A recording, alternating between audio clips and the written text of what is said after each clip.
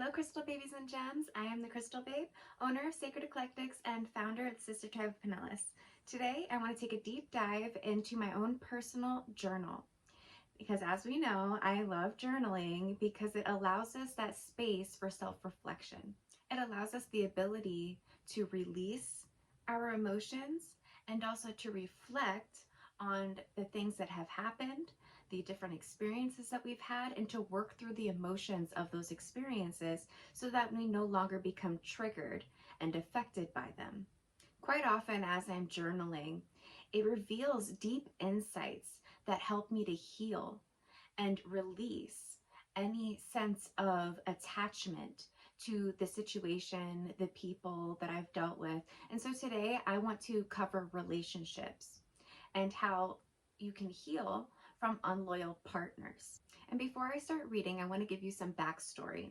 So in the last few weeks, for over a month now, Mercury and Venus have both been in retrograde at the same time. And if you know anything about astrology, you understand that this is a time where exes come back and it's all about reviewing our relationships. And this is so that we don't continue to attract the same kind of relationships. This period allows us to reflect on the lessons that it taught us so that we can ascend out of these karmic relationships. And if you're familiar with my videos, then you know that I am a Libra. And although I do have some water in my chart, it is difficult for me sometimes to face those emotions. And so I tend to suppress. And during this Mercury and Venus retrograde, I was really struggling to tap into my emotions simply because I was scared to feel. I didn't want to feel. And as I read through, you'll start to see why that is. So I'll start from that part of my journal entry. The last few weeks, Venus and Mercury have been in retrograde, and it brought up a lot of emotions that I didn't want to look at or feel into. Even though I knew it was what I needed to release, I think I've been scared to admit because my feelings of heartbreak and missing him scares me. It scares me because I don't want to feel weak to him. I want to move on and find my true counterpart. I'm scared because I don't want the past to repeat itself. This may be a pattern that I have, not to feel my feelings and just put my guard up so that, one, I don't have to feel or confront my emotions, and two, I won't feel weak to the person that hurt me. Okay?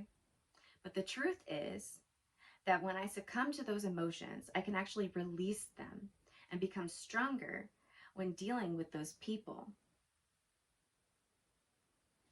Could another element to this be that I fear getting over him?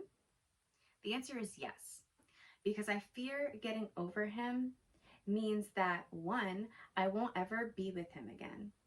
And that was a hard truth to accept because this was one of my friends. This is somebody that is a past life soulmate.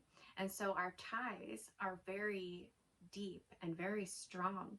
We're very connected, even telepathically.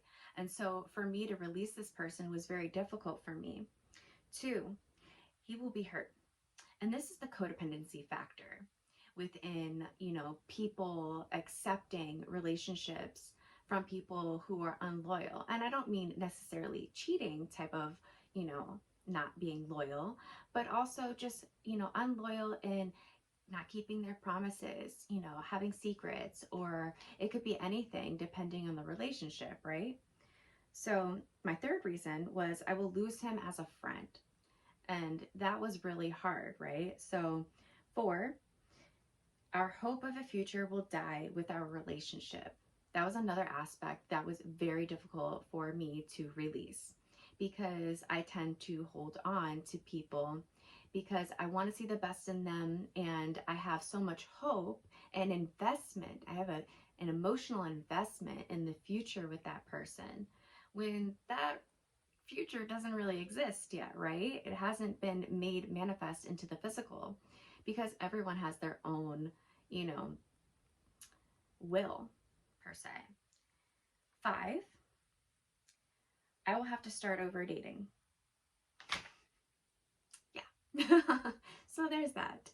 And this is the point at which this journal entry becomes so deep and so profound because it helps people to understand why they're feeling the way they feel and why certain things happened the way that they did. So let's go on. I write, I will have to start all over dating. Why does it have to be like this? Why do two people have to love each other so much and can't be together? I've been forcing myself to move on because I value my loyalty to myself more than his loyalty to me, because he proved through his actions and lack of action that he isn't loyal to me. He's not even loyal to himself or anyone else for that matter. So if someone is unloyal to themselves and you can see that in that person, that is a clear sign that they're incapable of being loyal to you.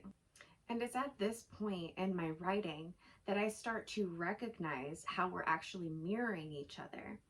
And because I do this work, I'm able to heal and ascend out of these patterns. I go on to say, I can't make him change. I can't make him be loyal or heal.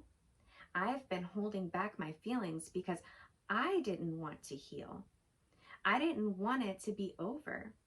I didn't want to leave him behind. And just like with my other ex, I didn't want to give up for so many years that I would push my own feelings aside and betray my loyalty to myself because I wanted them to change so badly. But no matter what I tried, they wouldn't change.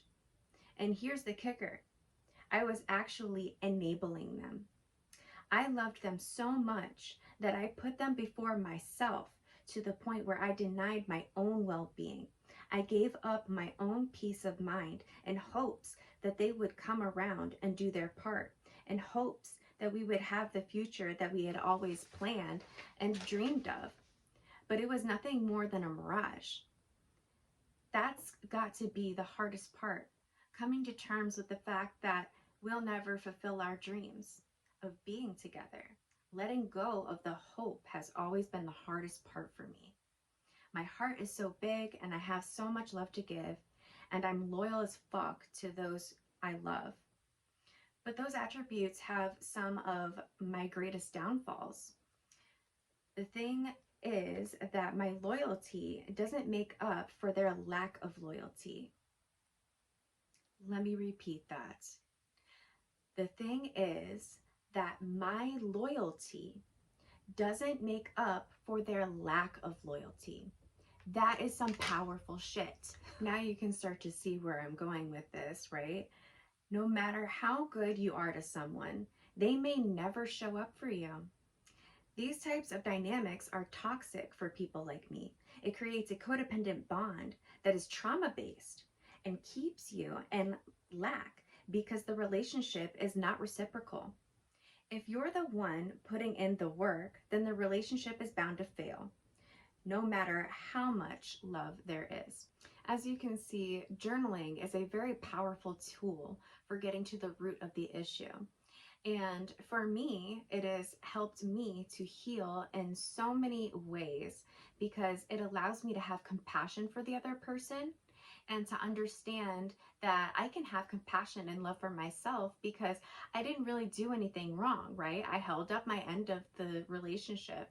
And that doesn't mean just because you come to the table, you come correct, doesn't mean that the other person is going to do the same. And once we can identify these types of relationships that are non-reciprocal, then we can see the pattern early on in our new relationships to break that pattern.